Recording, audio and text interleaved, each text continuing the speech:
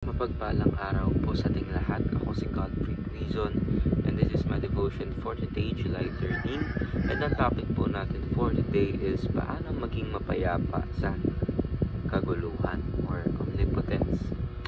So ano po ba yung omnipotence? So omnipotence is a doctrine that God is able to do all His holy will. From the Latin omni means all, and potens means powerful. It affirms that there is no limit to God's power except His own nature. He cannot lie, sin, or contradict Himself. God's omnipotence is not chaotic or random. It is governed by His perfect wisdom, justice, and holiness.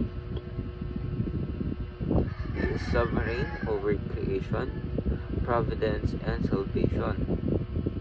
Every storm, every miracle, every act of grace flows from the hand of the Almighty, whose power is always purposeful and pure.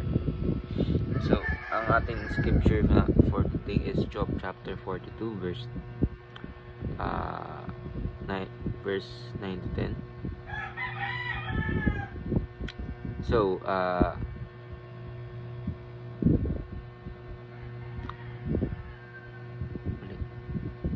wait lang po. So, ang ating scripture pala for today is Job chapter 42 verse 2. Kain ko po.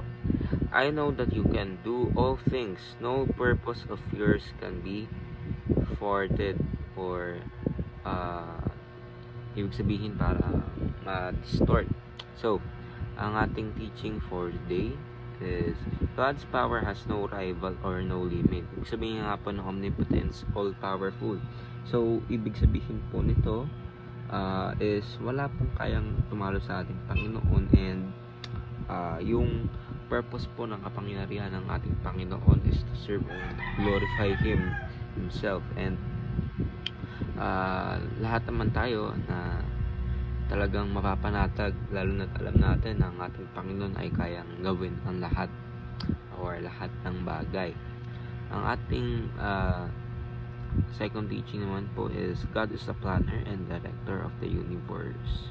So ibig sabihin, bakit tayo matatakot kung ang ating Panginoon yung gumawa ng universe? Ibig sabihin yung director, yung creator ng ating universe na kung saan sobrang vast and sobrang laki, na infinite na nga yung laki. Ibig sabihin nag-i-expand siya every second.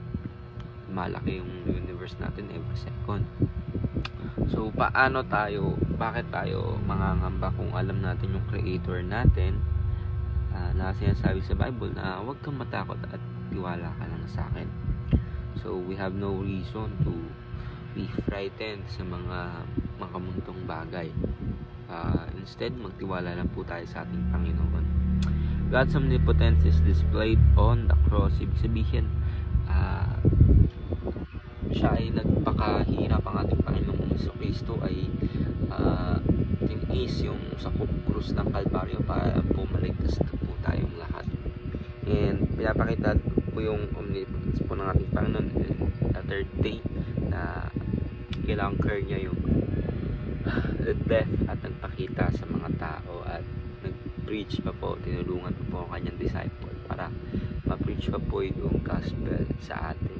At ngayon, as Christians, ginagamit natin at patuloy pa po tayo mag-spread ng ating gospel or yung good news ng ating Panginoon. So, ayun lang po, ako si Godfrey Quizon and this is my devotion for the day, July 13. Sana po ay marami kayong natutunan. Ayun lang po, and God bless.